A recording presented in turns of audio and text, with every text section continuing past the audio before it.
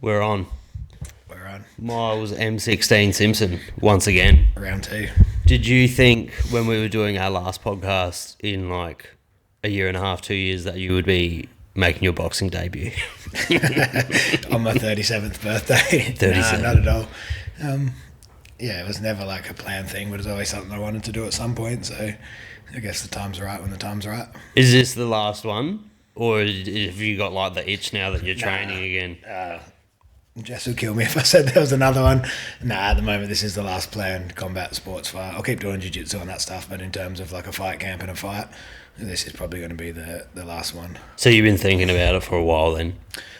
No, not really. Like my last fight was 2018, I think, the Eterna when it came here, and then I didn't really get a chance to retire or have any more fights because I was busy with the gym and took a bit of time off, and then COVID hit, and the next thing you know, it was like 6 years since I fought. I was 35, 36, and it's not really a time to just be like, fuck it, I'll just jet back in the MMA cage against all these young killers. So, yeah, then when this boxing thing... Sorry. I don't know why that happened, sorry. When this boxing thing presented itself, I was like, you know what, that's something I can do. I've never done it before. It's just something new. I'm fighting another older guy who's an MMA guy as well. I'm not fighting some young killer, and it just, I don't know, it just fell into place and just sort of seemed right. And being on my birthday was just like a bonus. It's like it's meant to be. Yeah, so November 11th. Yeah. And it's on the Moston Neiman card, so if anyone wants to watch it, it'll be available on Fight TV, I reckon it was last time. I reckon they've changed. I think it's like Live Combat Sports, but if you keep updated on my socials or on the Golden Glove socials, it'll be there. But yeah, it's definitely live streamed. It's a stack card too. He's fighting Django, who previously fought, was it Joseph Parker? Joseph Parker, Lucas Brown, Yeah. Emi Ohio from New Zealand, who's like a legit dude from, I think he's from CKB, who he beat him, so he's had some good wins, only lost to like the top guys. Yeah, and Connor Reid, I think, is on the card as well. Yeah, he's very good to watch. But yeah, that's going to be a fucking banger. Are you enjoying the camp now? Are you back in fucking actually, zone? Yeah, it is. It's a good place to be. It's something I've missed, but at the same time, fuck those days when you wake up and you think, do I really want to get out of bed and do this? I've been putting some kilometres on the road as well, running a lot, doing new boxing.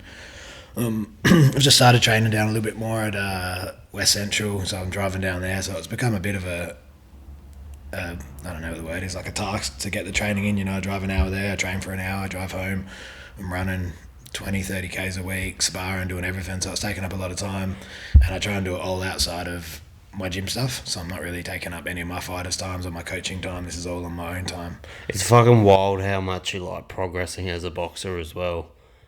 I remember when we were like first sparring to like the last time I sparred you and you beat the absolute shit out of everyone. And you're like bouncing around heaps more now. Yeah, it's a noticeable difference going from not having any idea, because I assumed I knew how to punch. And day one, I've been training with this guy, Peter Lossick from West Central, and day one I was like, fuck, I don't know what I'm doing. I threw a jab and he just went, what the fuck was that? And then obviously over the last few months it's gotten a lot better, and I'm still not a pro boxer and probably not even an amateur boxer at that, but every week I'm getting better and I'm enjoying it, so by fight night I'll be sweet. Yeah, it'll be a heaps different kind of camp, training for a boxing fight rather than an MMA fight. Yeah, and I'm not doing any MMA or jiu-jitsu or kickboxing or anything, purely just because I'm enjoying boxing. I'm enjoying learning the defense, offense, just little things. So while I've got the chance, I may as well just immerse myself in it, and then the second the fight's over I'll be jumping straight back on the mats for some jiu-jitsu. I'm hanging. Is it almost like refreshing not having to do jiu-jitsu and shit for a while? A little bit. It's refreshing just learning, you know, like Pete's trying to teach me, like, not a lot, but trying to work with what I already do and just make everything a bit better. And it's just good being taught things. Like on fight night, I imagine I'm going to forget it all and it's just going to be a fight between two MMA guys that are just going to swing. But like the idea of what I'm learning and the idea of using it, or even, you know, coaching it down the line, being able to help my guys is fun. That's probably the best thing about it, being able to coach it down the line. Yeah, you know, I learn a little bit, take it on board, and I can pass on. Obviously nowhere near as much knowledge. That guy's amazing. But yeah, little things that I never learnt when I started that I'm like, oh, that should be a fundamental skill. And for an amateur boxer training for their first fight, they probably know it. But this is my 45th fight. I've never been shown some of these things before. And you've never had it. This is your boxing debut. Yeah, my boxing debut and my combat sports farewell. Fucking nice. Wrapped up in one. It's going to be a loose after party. Let's fucking go. And you were just talking off camera about the UFC today. You missed Bobby Green because you walked away from the TV for 30 seconds. Yeah, I went to put my boy to sleep, literally put him to sleep, come back out and it was over, and I was just like, heard his bit of his speech, and that was enough for me to turn the TV off and go do something else. He's fucking so awkward. He must be so awkward to fight. Did you see the knockout? No, I haven't even seen any of it. The replays were done. Was, I'll watch it back later, maybe. He was like mid-stance switch, and he threw out his left jab, which ended up being like a left cross, I guess, because he was halfway. He was like standing square, and he just popped him with the fucking jab and knocked him out. Fucking unbelievable, the things you get away with in MMA. And you watched I watched the Buckley fight. Which was a gun. That was a really good fight. It was quite a high level fight. They went back and forth. There was no crazy shots, and no one he dominated without dominating, without beating the shit out of him. But he definitely put on a good display. He's heaps better at welterweight. He's dropped down weight now. Huge at welterweight, explosive. Showed a bit of wrestling, a bit of grappling, and also still has his striking and his boxing and whatnot. It still fucking makes it crazy that he used to fight at middleweight, and so did Alex Pereira. I never understand how Alex Pereira made fucking middleweight. What about did you see the fight? Must have been the one after the Buckley fight, where the guy went in the head arm triangle and he tapped, but Joe Pfeiffer, and he used a fist, so he was punching. So it was clear as day he was tapping. Yeah, it was on, but because he used a closed fist, I guess that's a rule that if you use a closed fist, it's counted as a strike. So he hit him like four times, and then he went out and had a fucking convulsion. That Joe Pfeiffer guy's on like a 6-fight win streak. He's good, man. I haven't seen much of him, but he was pretty good in that. He was fucking homeless like 4 years ago. Yeah, his story. Apparently he's got a movie coming out, or he's got a movie out that will be available to watch soon. That's supposed to be a pretty good story. Did it make you realise not how bad your striking is, but how bad your boxing is? Starting or training up at West Central? A little bit. I'm not because MMA boxing and fucking it's completely Muay Thai boxing and boxing is totally different. Yeah, it's 1,000 times different. But I'm not sparring all their fight team. I'm not going in there and getting there's some of their amateurs. People telling me they got guys that are 15. They've had 30 fights. They got 18-year-olds that's gone to the youth world that's had 20 fights in a short amount of time. They have 20 fights in a year and a half. You don't get that in MMA and kickboxing. So they're just so skilled. You watch them just throw a 1-2 and you're like, that's nothing like what my 1-2 looks like, just so sharp and skilled. But at the same time, you can't get away with a lot of stuff they do in MMA and that, they're different sports. That's probably the best boxing gym in Adelaide, arguably, as well. Yeah, I'm not super familiar with all the boxing. There's so many around, I know Westside where Connor Reed trains. Those guys are really good too, and there's heaps of gyms. It just sort of suited my schedule to work with Pete, and he does a lot with Trent Spacey, and I've been training with Trent for 10 years and trust him. He's going to be in my corner. And when he said this is the guy, I went and trained with him once, and I was like, I can see why they all use him. And shout out to fucking Trent as well. He had his boxing debut. He kept it on the hush too. Smoke some dude, eh? I didn't even know he was fighting, and then I seen a highlight of him just absolutely throwing a 37 punch combo or something. I can't remember if he knocked him out, but I know he said he dropped him a couple of times. He beat the shit out of him. Gambia, fuck fighting Trent. And I seen Lachlan came in to the shop the other day, and he was showing me his fight. Yeah, and I was watching it back again. Fuck, he put on a hiding. That was a good day for M16. Yeah, we had a couple good wins. You went 2 for 3? 2 out of 3. That's a fair night at an MMA show. You're never going to win them all, but Lockie's just funny because we're training to he was fighting a Muay Thai guy and we're working takedowns, and then he sort of injured his neck a bit. We're working around some injuries. Starter camp, he was fresh as on fire, no injuries.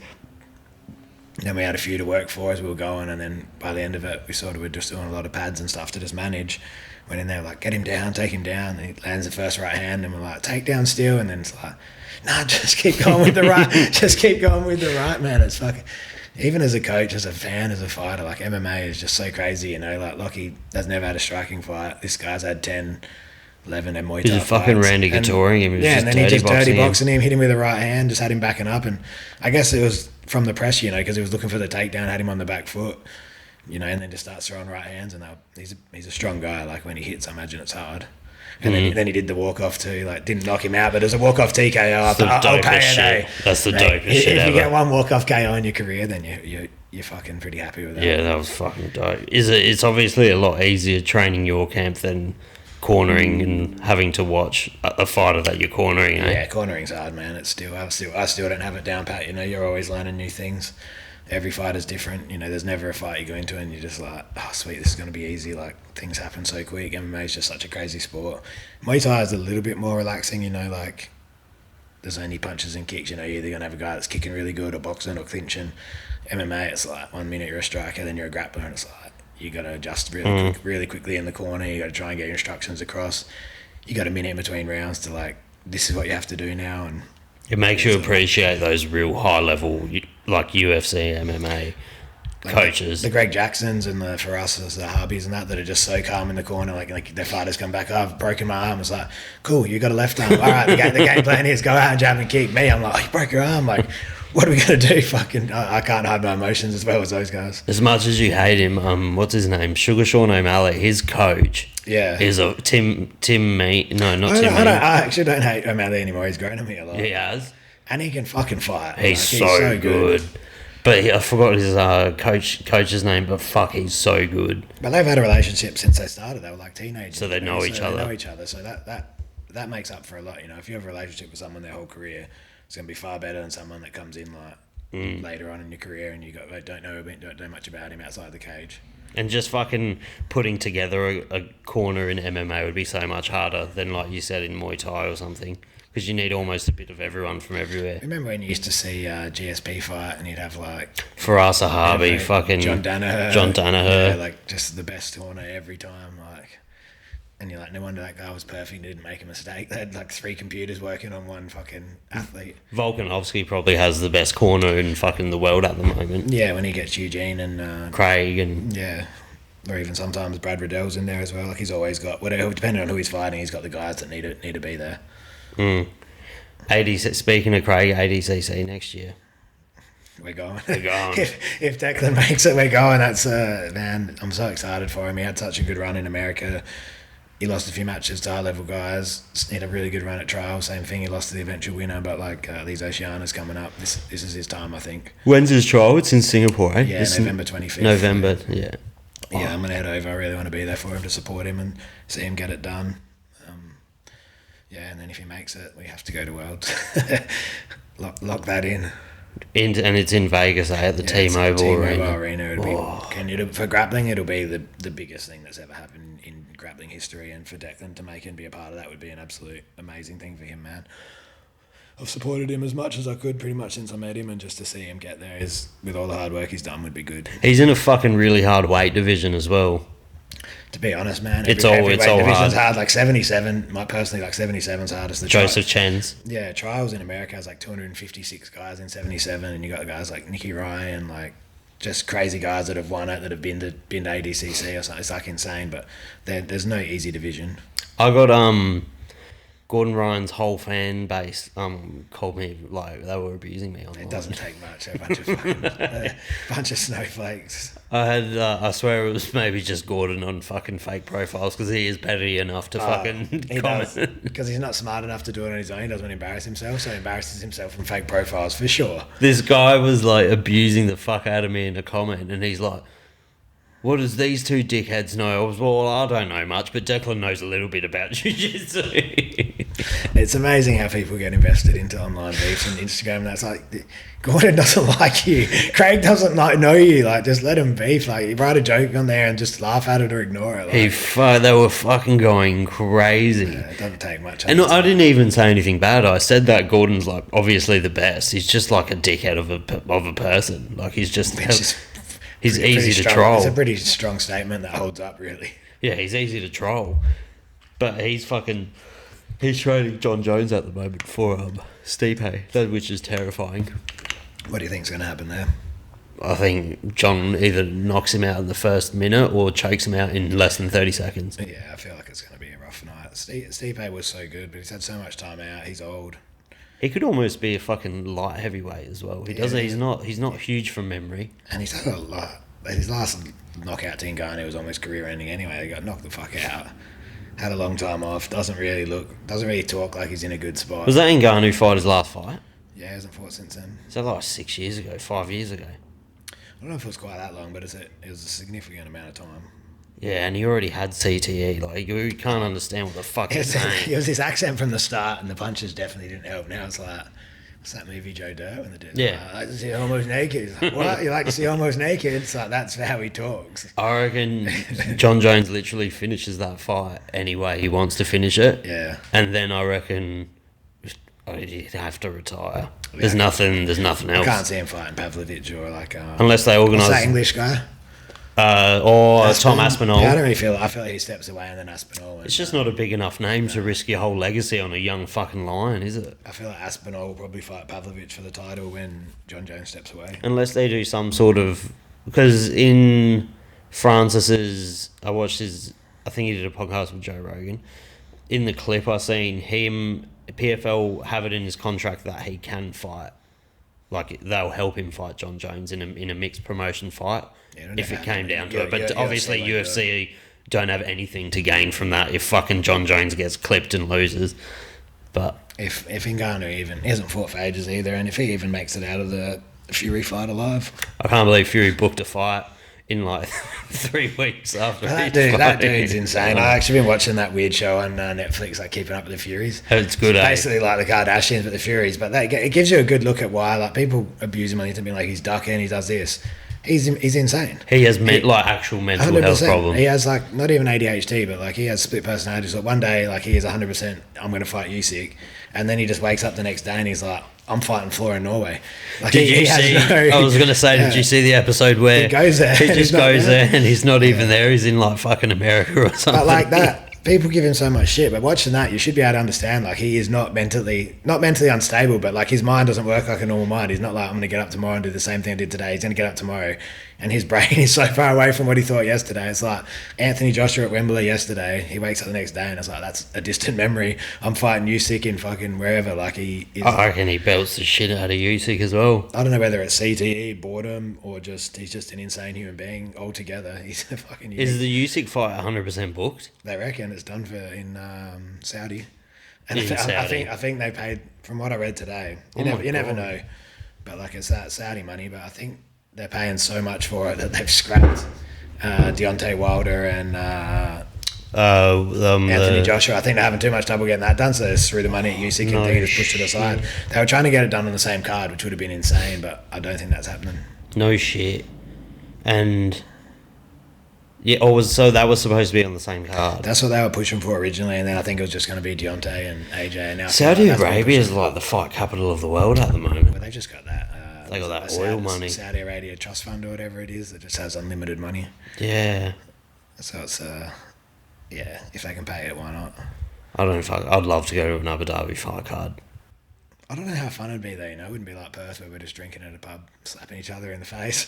Yeah, you can't really do that. Outside next to the mall, I reckon we'd be in jail pretty quick. I don't know how long that lasts. I feel like it's pretty conservative, but I've also heard from other people that it can be fun. You just got to go party at the right places, and you know, like just.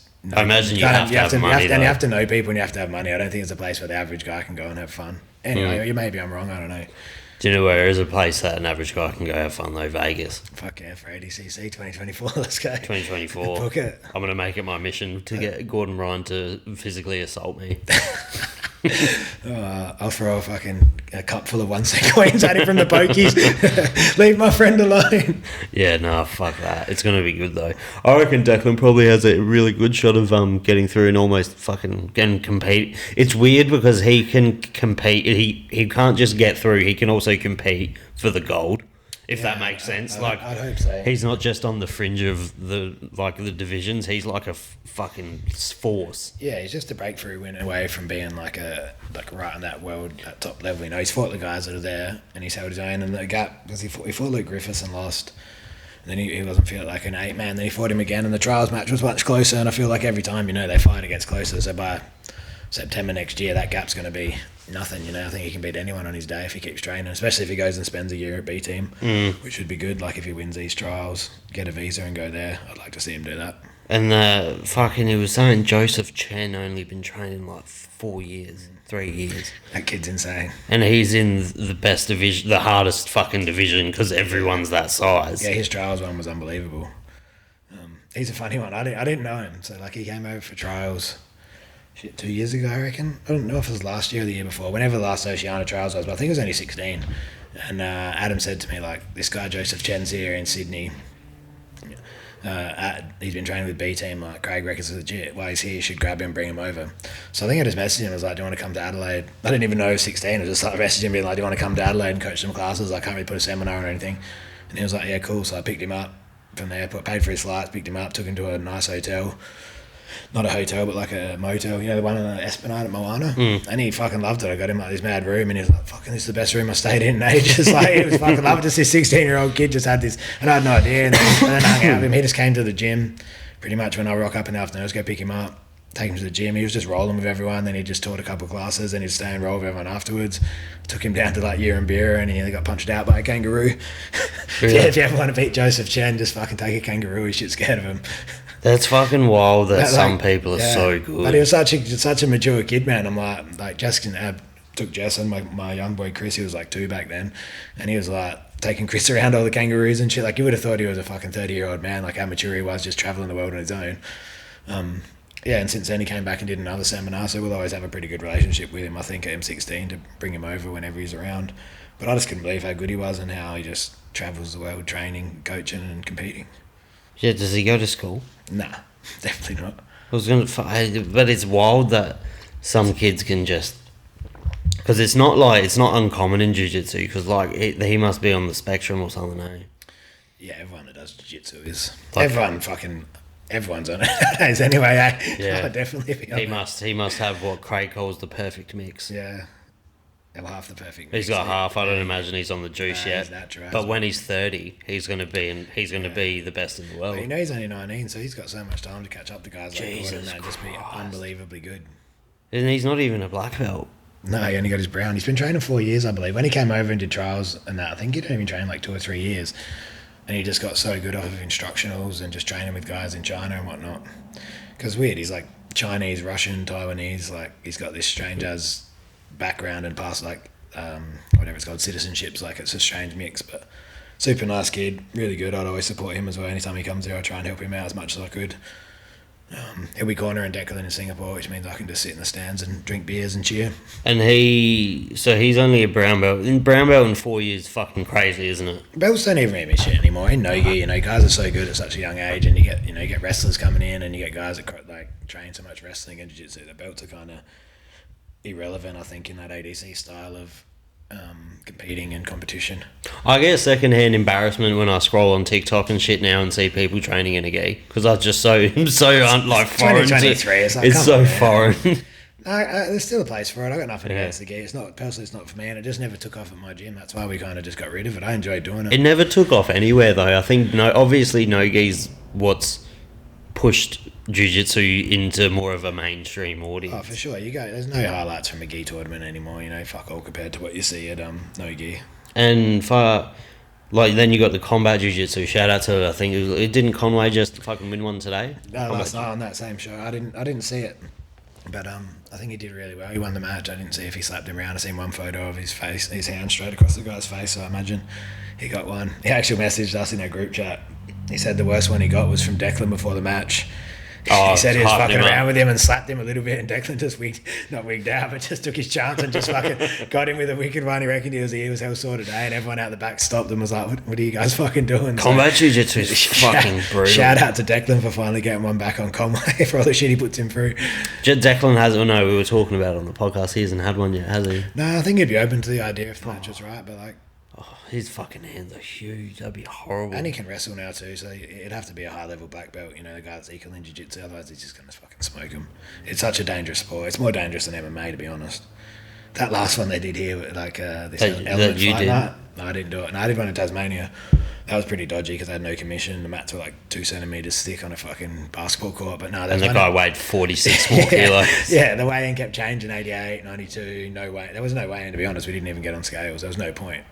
The Element Fight Night did one out north, and there was like not really a very good communication on the rule set. I ended up allowing slams out of submissions we didn't know about. They let some pretty solid forearms go through. So it was just the MMA fight. The open hand strikes were like closed fists. Like, it was very, like, the ref didn't give a fuck. They were kickboxing refs. They were just like, oh, yeah, he's breathing. Let's let him keep going. There were a couple of guys, one of our guys, Josh, got messed up, but they ended up winning by triangle. And then another guy, they had a title fight on, and one of the guys got beaten to what I thought it should have been stopped heaps of times. He was just like side on, just getting like his head bounced off the canvas by like a basketball. It's like, you could stop this any time, ref. Like, why not?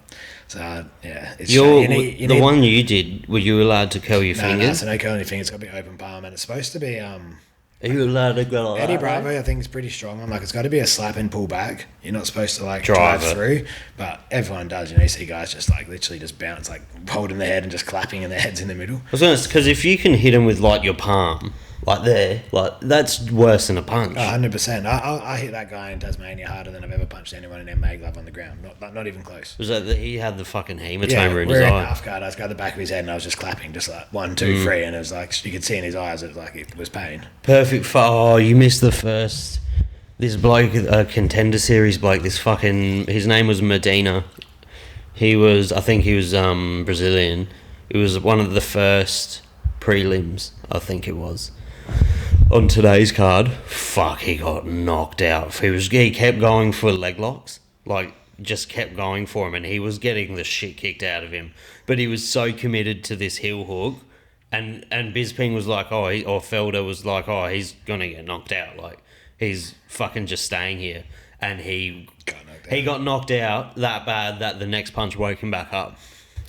The old I'm out and back out, I'm away. He got knocked back in. That's the thing with leg locks in MMA, unless you're like super high level and you know how to finish him from a position that's not putting in danger, it's like always going to be a double-edged sword. Fuck, no one gets finishes from leg locks in MMA anymore. Unless like Ryan Hall versus BJ Penn, and like you do see it, but not like the amount of guys that have tried and got knocked out is far greater than the guys that have gone for them, succeeded.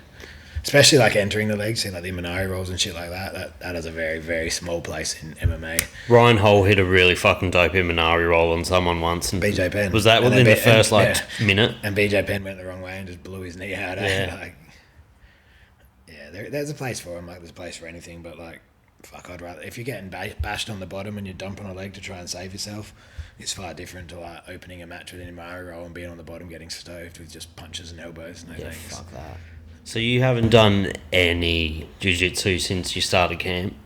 I still teach, and I lied. I have rolled a little bit and stuff, but I've just been so tired trying to just fit in everything else, and Declan's been back teaching and stuff, so while he was away and I was just teaching so much and doing so much, it was nice to have a break. So I've still rolled a little bit and stuff, and I'm always around it watching it and stuff, but yeah, generally just boxing. It's just enjoyable, and when I'm not boxing, I'm running or doing bag work or I'm doing strength and conditioning, so I don't have a million hours in a day, unfortunately, and I've still got 2 kids at home that I have to spend time with, so it's just fucking fighting people at Retierment. Yeah, tonight we did some rounds at Retierment. Do people watch you like, what the fuck are these cunts doing? A little bit, because me and Kim were in there tonight, and Kim wears his cuff on the outside of his shorts, didn't give a fuck, and I tucked my shirt in, and we got gloves on, and we go at a decent pace. We're not trying to kill each other, obviously. He's a very good sparring partner, he always has been to me, and he spars me, but he like coaches me at the same time, he's like, this round I'm going to do this, so like I want you working this, you're struggling here, so it's like it's controlled sparring, but it's still hard. Like it would be for people watching though, they're probably used to seeing like 17-year-olds going in there and just fucking not like throwing haymakers, and they don't hear the dialogue in between rounds, so they're thinking like, oh fuck, this guy's just stuck on the ropes getting his fucking ass kicked, or like this guy's just eating left hands. And like we did 10 straight rounds tonight, and they were a good pace. He was picking them up near the end. He's like, last week you failed a little bit in the last 2, so let's go harder this week. So we went 10 hard, and I was doing good. But yeah, people were in there just like, they want to look, but they also kind of like, they don't want to stare. So I'm like, I don't care. We're not in there to act like heroes. You're not there to be. There's a ring. I don't have a ring at my gym. Kim's got, we both got memberships there. Like, it fucking baffles me that they're allowed to have a ring. Yeah, and we've never been called up. We've only done it a couple of times, but I've seen other guys in there doing it that could actually potentially hurt themselves because they have no idea. We're in there in a controlled environment, and if we get hurt, it's the same as if we did it in my gym. We're not going to sue them. Like, it's just boxing. You get a black eye or a blood nose or something. Kim's such a fucking physical anomaly. He does he'll get home and do like 9,000 burpees for fun and shit. Yeah, he's always been just an encyclopedia on fighting. When I was fighting MMA, he was my coach, but also like not in a sense that I'd rock up and he'd tell me what to do every day. He was just my mentor. So if I was in the gym and I was like, today I'm going to spar or something, he'd watch, or if I'm like, I'm going to grapple today, he'd get in and grapple me, and he's always working with me, but he was never like, all right, rock up here and do this. So we just kind of had a team.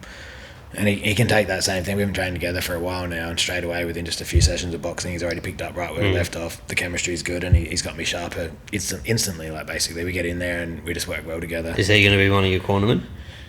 No, I don't think so. On fight night, I've got Trent, Spacey will be in my corner just because I trust him with my life. Like, we've been friends for a long time. I've cornered him. We've trained together. We just get along really well, and he won't be scared to tell me to fucking pull my head in and do it. You know, he's hard enough on me. Like, it's my first boxing fight. I'm not going to get in there and stick to a game plan, you know, but he's going to help me obviously not get knocked out. Like, just got to not throw a kick, eh? Yeah, stop dropping your hands. You're an idiot. Like, why are you throwing a right body hook from 4 metres away? You're getting hit every time, you know. He's going to be in my corner.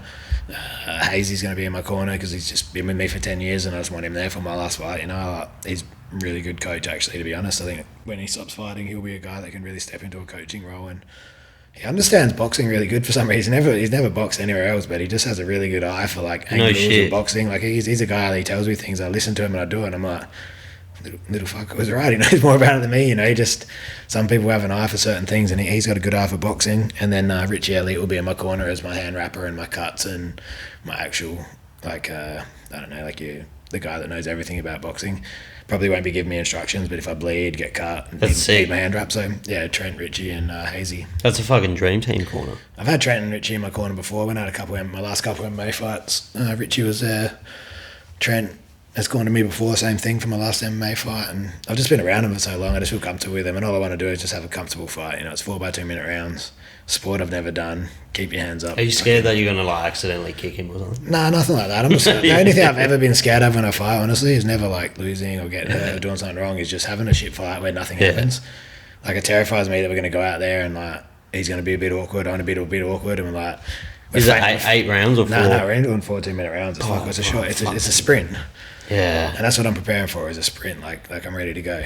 But like, if we get in there and like, he moves, I move, and we're just like, because we're not boxers, it's not natural, you know. And I'm like, just bore myself, bore the fan. I just hate letting people down. Like, entertainment wise, not like, if I lose, no one's ever said to me, I can't believe you lost, like my friend and that. Don't care about that. They just enjoy being there and seeing me fight and doing what I do. But to me, it's like, fuck, these people paid to come to watch me, they support me, and I'm just going to go in there and just have a fucking Mexican stare down for 8 minutes. Imagine you go in there. What if you go in there and it's a one punch walk off KO? Are you gonna have to run it back because it didn't get?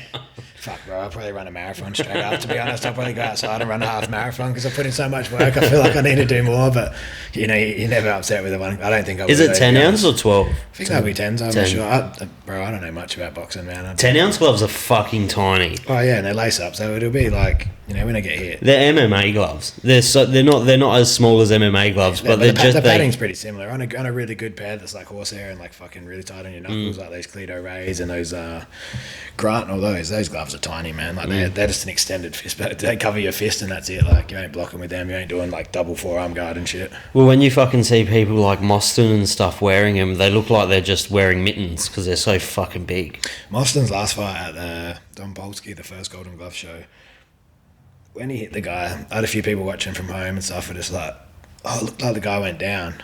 I was like, mate, play it with the sound up. He hit him so hard, it sounded like gunshots. You could hear his rib break, and then the next two was just like, oh yeah, that's probably like his ribs bursting. Other things, like, you know, he hit him so hard in the body, and it made me terrified. I was like, imagine that. I couldn't think of anything worse. Yeah, that's fucking horrible. This one's going to be... Is it the last one was at Don Polsky's? This one at Don Polsky's? No, this one's called Crystal Function Centre down at Port Adelaide. It's like a pretty cool venue. I believe it's like a wedding venue, you know? Like, it's kind of like a real nice whole thing, like an open room. And they got like a lot of tables, so it's going to be like the ring tables and then limited... general, a bit standing, and some like tiered grandstand type things going to have in there. Sold out in fucking seconds. Yeah, so it's not a huge crowd. It's not a huge venue. I don't know if they said it's like 500 or 600 people, but it's going to be such a cool atmosphere because it's like the ring will be in the middle. Everyone will be close in. Having tables around a ring at a boxing show just makes it like, I don't know, makes it feel cool. Something different to like an empty grandstand, like an empty basketball stadium or something. Like, it's a completely different feel. So yeah, I'm all about it, man. Get me in there. Let's fucking go. Yeah, right. And then, but did everyone? The tickets are all gone, aren't they? Yeah, I believe so. Like, I think because obviously before they go on sale, they ask like fighters and gyms and stuff, oh, how many do you want? Everyone orders, and then occasionally, you know, if some gym doesn't sell, if they order 100 tickets and only sell 50, they might bring back. But as of right now, I believe a couple tables got returned because one fighter pulled out. But apart from that, generals are still all gone. So I was going to say your table sold out pretty much. We got a few tables sold, and I'm not even going to try and organise anymore. It's a headache and a half. So yeah, I got enough crew going. All the people I want there are there. So if it was anything like your last fight with those fucking tables, that was That was still to this day one of the loosest days of my life. The eternal. Oh my god! I was in between Sam Powell-Pepper, the football player, and Pengilly's table was next to mine, and fuck, it was the loot. That's a good time. I don't know. I think this one's the same, but at that eternal, they had fucking really nice food.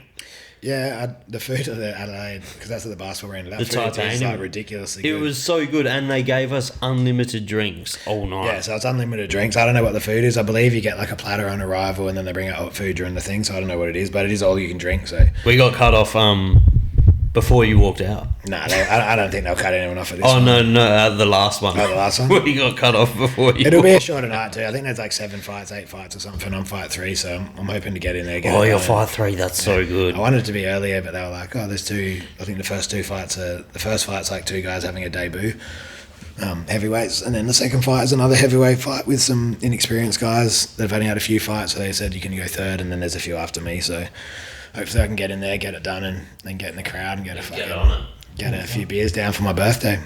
Yeah, that's going to be a banger. And then Andrew Schultz is that week. That's a busy fucking month for you, eh? When's Andrew Schultz? I don't know. You bought the fucking I thought it was ticket. December. Is it? I thought it was November. Fuck, I don't know. I have to check that one. Yeah, I'm pretty sure it's November. It could be. I think it's a Tuesday night. Yeah. Yeah, I think it's the one after your fight. I'll double check. That's not a bad thing. And then you got a lot of shit in the works. Yeah, I got a real busy schedule coming up. So I go to Bali next week. I'll be training for a week over there, which I'm pretty excited about. I've got some couple coaches lined up. Are you going to work with? For a holiday or? Yeah, it's for a holiday with the wife. We already had this book, but it's worked out really. We were supposed to go somewhere else, and it was for like a wedding and stuff, and that didn't happen. But now, like, I was going to say, weren't you going to like an island or something? yeah, New Caledonia. We're going to go to Namibia, but that fell through, and then just stuff happened, and we just ended up going to Bali, and it worked out really well. That I bumped into a friend from Bali, or a Balinese guy, who's a coach and a Muay Thai guy, and he's lined me up with some really good coaches to work with over there. So I'll be getting probably not better work, but like I don't have to worry about coaching or doing anything else. So I've got 7 days over there of just like running, strength and conditioning, and boxing, and just chilling out. So I'll just have some good relaxation time, and then get some good work in. I've got some sparring lined up as well over there, and then when I get back, it'll be 3 weeks to the fight and just back into camp. So it won't really. I think it'll just help my body recover a little bit. It won't really take anything from it. Probably add a little bit to my game.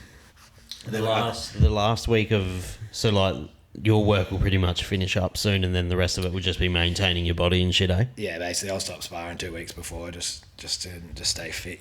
Drills, running sharp. But so I got Bali. I get back from Bali on a Sunday.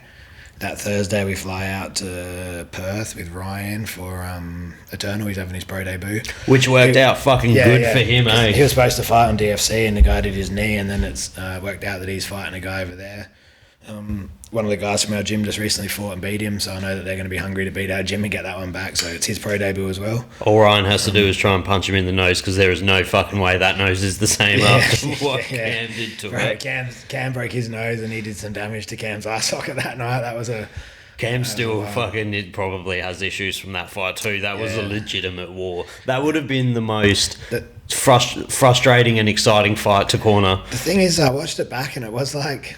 If you take away Cam's eye damage, the fight wasn't that close. But because he was bleeding and the eye was... It made it look like, it was way worse than it was. But Cam was outlanding him like 2-1 at some stages. He was kicking him in the head, kneeing him in the head. He took him down. But you look at Cam's face and you're like... Fuck, man, that's bad. He's just got a lot of scar tissue. Yeah, he bleeds a lot. But he come back to the corner. He's like, is it bad? I'm like, no, it's sweet. The doctor comes over to stop it. I'm like, no, it's sweet. Trying to tell everyone it's sweet. In my head, I'm like, it's not that sweet. I need a bigger ice pack. With fights like that, was that the first fight that you, as a MMA coach, that you've coached where it was like an actual... all out, it was a pretty fucking massive brawl. No, I've been from in start to finish. When I used to corner Steve, being back in Muay Thai, that guy, he was like, game plan, go out there and jab. He'd throw 2 jabs, get hit, and it'd be left hook central, left hook, right knee, just war, elbows, knees, and it's just like...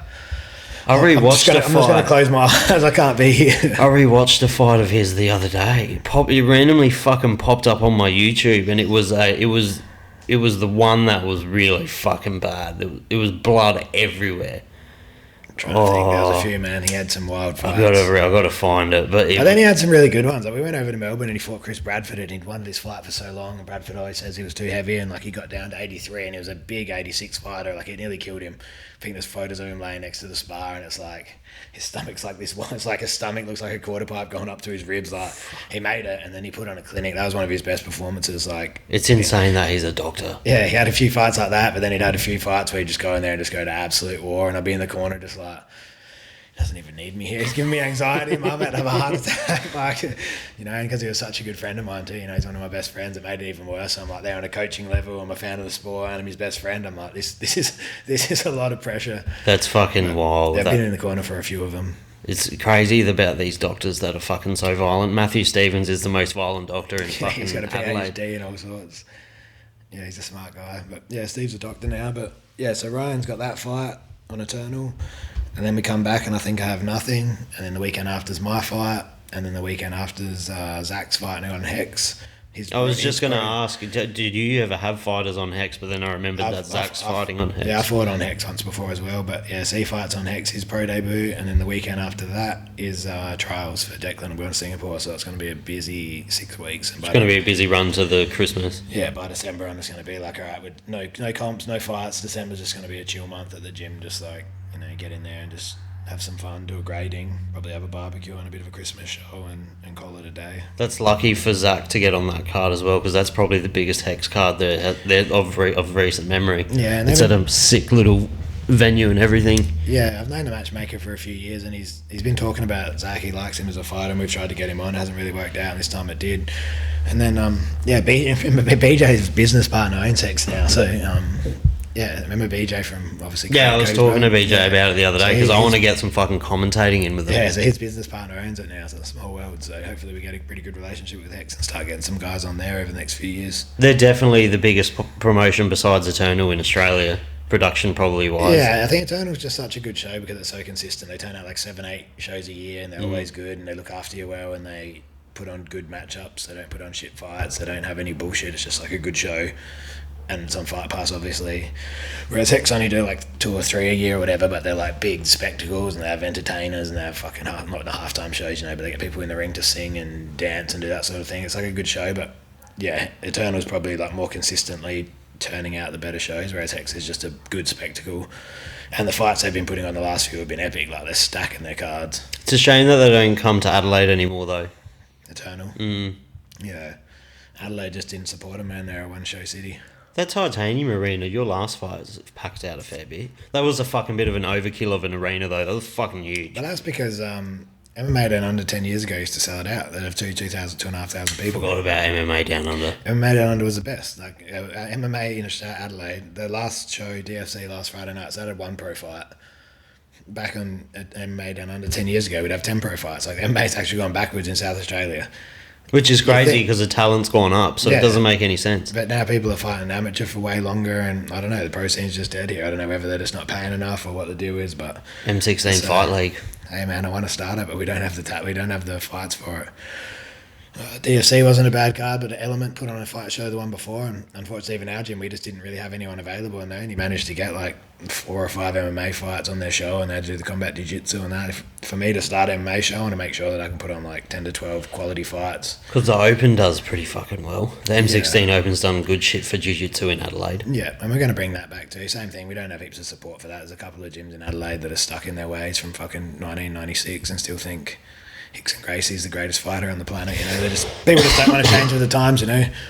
So we do pretty good before we go, you know. There's people that openly boycott and don't want to be on our show, which is fine, but doesn't affect us at all. But yeah, we're building it, they're destroying it, so it'll show in the end like what we've done and where we end up. But those gyms are always the gyms that don't get better because they're fucking just brats, and they don't cross train. They don't let people cross train, and they're not putting guys in 80cc trials. They're not going into state for super fights. They're not doing that. Like we've got a little affiliation going now with like us Beachside, the Mat Lab, even the guys over in Mount Gambrillers now, and you know, like Nick and Lockie just went over and had super fights in Perth.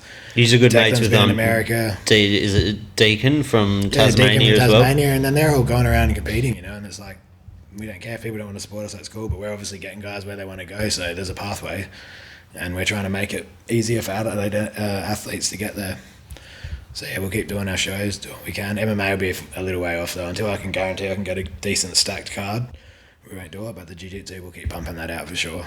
Yeah, we got some big ideas for the jiu-jitsu next year that I think is gonna make Adelaide jiu-jitsu stand up again, like against the rest of the country. To do with the Open? To do with the Open. We got some big matches in the plans, a couple of different ways to run it, some nighttime shows, some new venues and things like that. That we'll look at next year that should really put jiu-jitsu in the spotlight. Australian jiu-jitsu is fucking good at the moment too, so it's weird that we don't have like promotions. And we've got a pretty good relationship with most people. We haven't really had anyone come over and not want to come back, you know. Like we've got, I think all of our belts are interstate at the moment. I think Ali's our 66 kilo champ from Sydney. Devon's our 88 kilo champ from Queensland. He's 77 champ, sorry. There is no 88 because Declan couldn't even cut off his leg to make 88 anymore. Declan, 88 kilo Declan. Did Declan used to make 88 kilos? Yeah, he struggled a little bit. That's what he did the last trials at now, obviously he's 99. I think Jacob Myers is under 99 and above 100 is Tito. And we'd love to get Tito back, so he's a legend. Everyone loves Tito. He's a good rider to watch. So yeah, all of our belts are from interstaters, so we bring plenty of guys over. We just need to build some talent here to be able to have matches with them. And in between all of this, you got to fit in time for the Razail podcast. It's coming, man. We got some good content just from this weekend. We've already planned it. It's going to be a good one. So all we're waiting for right now is one more fucking mic to rock up. We got everything else set, and then we're going to sit down next weekend, have a quick chat. You and Adam Jones. Yeah, we're just going to do it on our own for now, and then we're going to interview a few people. Like I'm going to try and take it over with me to Singapore and maybe get Joe Chen quickly on there to have a quick recap of his trials run and what he thinks about the Oceania trials, and maybe see if I can lock in anyone else over there. And I'm going to take it on the road a bit because I'm always going away for like 3 or 4 days for a fight. And you do nothing. And the guy cuts weight, makes weight, and you can't really do anything. I'm going to try and get some interstate guys on, and then me and Adam are just going to talk shit and burn bridges. Is it going to be on YouTube or is it going to be on Spot? Is it going to be like on Spotify? I've got a good camera hooked up. I've only got one. I don't have like a setup like this, but I think we'll do video and audio to start with, but mainly push it on Spotify. I think. You're going to smash it. People would want to listen to you and Adam shit on each other for an hour. We got some pretty funny questions. For the first one, we're just going to talk a bit of shit and answer some questions. We got some good questions in there. You would know, you sent a few in. that one's probably going to be fucking 25 minutes of the podcast. Me and Adam fighting over who we think's going to walk out of that room not limping, so that'll be good. No, that will be good. Adam has a face for radio though. Yeah, I'll be telling him that heaps. He only fucking lives like just one street 10 seconds away, and there was a thunderstorm the other night. A trampoline ploughed through his fucking fence. Yeah, and when he sent it to me, I was like, oh, that happens all the time. Then he showed me, and it's like it knocked the whole fence down. It wasn't like, it didn't just move into the fence. It literally took the whole thing down. We didn't get any wind at home. I couldn't fathom it. I'm like, wow, that really got you guys good. That's like my mum. She lives in Woodcroft. She's like, what fucking easy where I was, those white suburbs. This is the Bronx. This is the Bronx. This is the fucking hood. More we got it. So the Razail, when can we expect that? Oh, literally, I said I've got everything hooked up. You kind of gave me the rundown of what I needed to do. I just need the second mic. For some reason, all the gear came and the second mic never rocked up. And I've hit him up and we'll send it tomorrow. And it's been a while now. So once that gets here, I'll set it all up. And, I used to have a fucking mic. I used to have this thing called a Blue Yeti mic that I used to play PlayStation with. And that was sick for 2 people. Oh, you could both use it? Yeah, it looks like a little, like a fucking massive pill. And it's like a fucking oval shape, and you just put it there, and it has a mode where it picks up 2 voices and shit. Oh yeah. So we won't do it quite to this level. We're not going to do all. This is fucking amateur level too. It's still a lot more than some people. Like Nick Hughes does a wicked job on his, man. He just audio only. He uses the phone. Yeah, he just puts the phone in the middle of the table on this app. He sent it to me. It's like, and he's a good man. The sound sounds pretty good, so. Yeah, we'll just pump out a few. We got a lot of things before the end of the year. We got a couple of things we want to talk about. We'll obviously do one next week talking about the upcoming trials and what's been happening. It's going to be a lot of recapping what's happening around Australia. Maybe we'll do a few McDojo call-outs. We've had a few people write in about some topics that ruffle some feathers, and that's about what it's about, to be honest. People have got away with talking shit and doing shit for so long. That's the thing with jiu-jitsu. The community's really fucking sensitive, eh? It is, but we're also in a sport where if you fucking have a problem with someone, you can have a match with them. Yeah. Like, oh, Sav, your jiu-jitsu sucks. All right, let's have a match and prove it. Yeah. Okay, but then instead of that, they're like, But then they that protect guy it. sucks, and then they don't compete. It's like, well, show me, man. Like, you know, we're in one, like, you're in the one sport where it's like when fighters like argue at weigh-ins, and it's like, you're literally going to fight tomorrow. Shut up. Like, what are you doing yelling at each other? You're literally going to get in the cage and do it.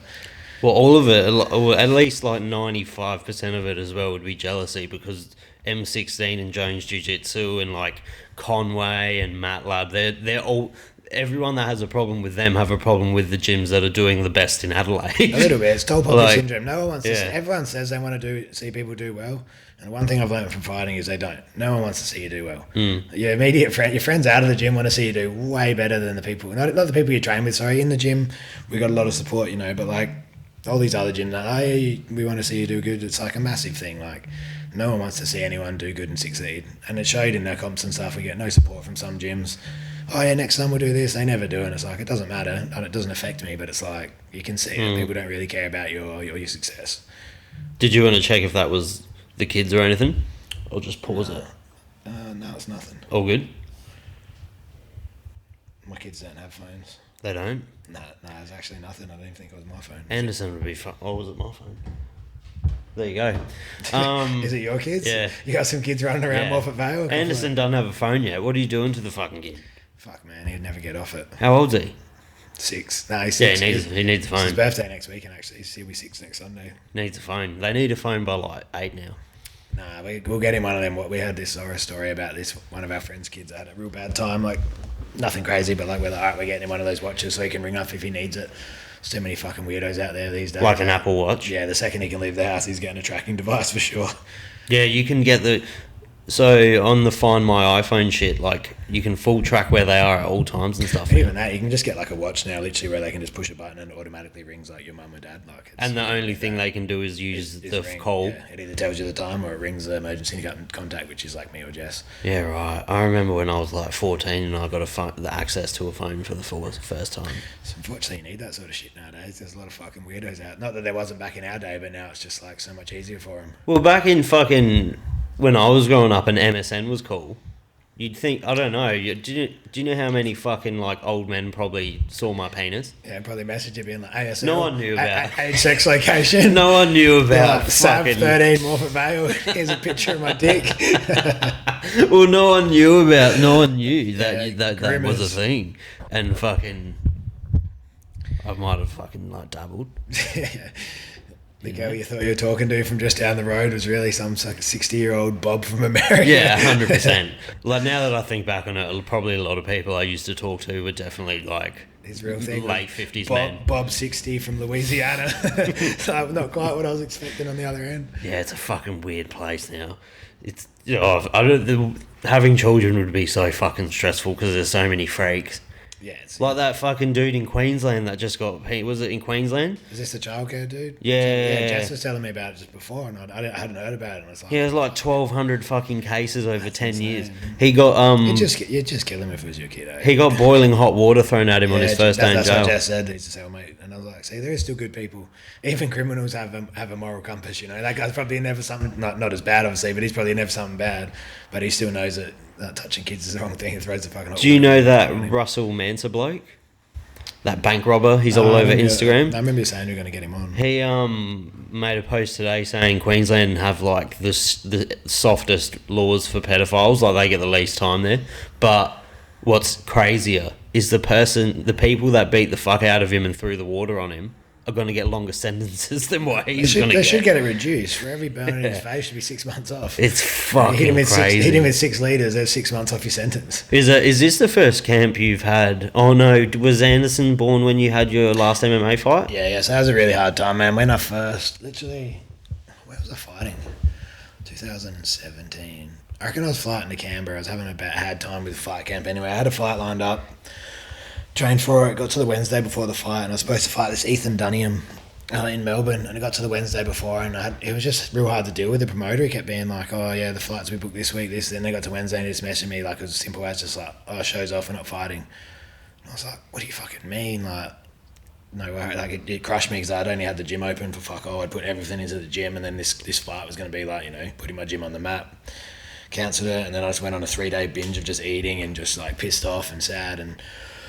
And Jess was pregnant, but we didn't know what were having or anything. And then the Monday brace, and the show that used to be on Fight Pass, I was like, they were a pretty good show. They rang me and was like, oh, we'll pick up that fight. Obviously, we can't pay you what they were going to pay you because you're fighting for a title, but like we'll pick it up and you can fight in Canberra in 2 weeks. And I was like, fucked up my weight cut and everything. So I was 2 days out from the fight, I was on weight. And I was like, you know what, fuck it, did it. And I did the fight. In hindsight, I shouldn't have taken it because for that 4 days, I just ruined my body and just mentally I wasn't ready.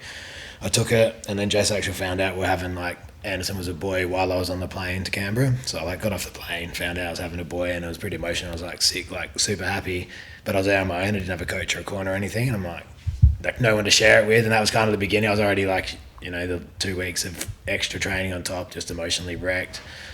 And then I went into the fight, and then got heaps sick after the weigh-in. I was vomiting before the fight. I ended up getting in the fight. I did really good in the first round. Said my brother flew over to corner me, and I had a really bad fight. A really good fight first round. I said to him, man, I'm so sick. I couldn't warm up. I said, I'm so sick. I either have to pull out or I have to win the first round. There's no fight tonight. And I fucking went in there and I tried my hardest to win the first round. Gas, died, couldn't go out for second, quit on the stool. And then that was when I was like, fuck, I can't do this. That's when I didn't fight for a while. After that, I was like, I can't do this. Like having a kid, having a gym, doing everything at once, just like come crashing down on top of me that night. And it was like overwhelming. And then I did another couple fight camps with Anderson after that. But he was born and it was a bit easier, but like just it was too hard at the start. I had no other coaches really helping me at the gym too, and it was just so much pressure on me as like new business owner, about to be a new father, running my own fight camp, no coach, like nothing. I did it all on my own back, and it's like people don't understand how hard that is. If you're in the fight game, you'd be like, fuck, that's a lot. So yeah, I took a bit of time off from fighting, went back, and that's when I started getting guys like Trent that came down, helped me, and I had all these other guys helping me and stuff. But yeah, it was fucking hard. That was the fight that made me realise like fuck, it's hard to do if you're not selfish. It's all about you. As soon as you're thinking about something else, everything changes. Now it's fucking almost come full circle. Now you got like everyone in your corner, gym's fucking going really well. Yeah. And now you can hopefully close it out on the fucking W. That's why I felt like this was the right time. You know, I've got like really good jiu-jitsu coaches. I got guys helping me with MMA. I got guys helping me with things like home life's good, just in terms like Anderson's at school, Chris is 3. Still don't really sleep, but I'm not a big sleeper anyway, so like I just nap during the day. But like, yeah, everything's a lot easier now than it was. It's still hard, you know. I'm still away from home a lot. I'm still training for this fight like I would have trained for a world title fight back when I was fighting if I got the opportunity. And I put everything into this fight. But yeah, everything else is a lot easier on the side. You know, I'm not juggling so much to get it done. I'm just doing it, and it's working out so far. Boom. All right, I won't keep you too long because you'll have shit to do tonight, I imagine, and tomorrow. I had a 6:45 session in the morning. So my first real early session. November 11th, you can go on Myles. I'm sure if you go on Myles M16's page or Moston Neiman's page, they'll have details of how you can purchase the boxing fight. I don't know if it's on combatsports.com or if it's on Fight TV, whatever it is. Keep an eye out and they'll post it. You know, it's around at the moment, but I'm sure as it gets closer, watch out for scams because every fucking Indian on Facebook pops up trying to sell you some random link to a page you ain't getting the live stream from. And if you go on Instagram and go to therazhour.com, RAZZ hour. Fuck therazhour.com, just the Raz Hour. Yeah. On Instagram, that'll be Adam Jones and Miles' new podcast. And we'll be doing some crossovers with Sav because his setup's way better than ours. Yeah, I'll hire out my studio. All right, cheers for that, man. Thank you. Boom.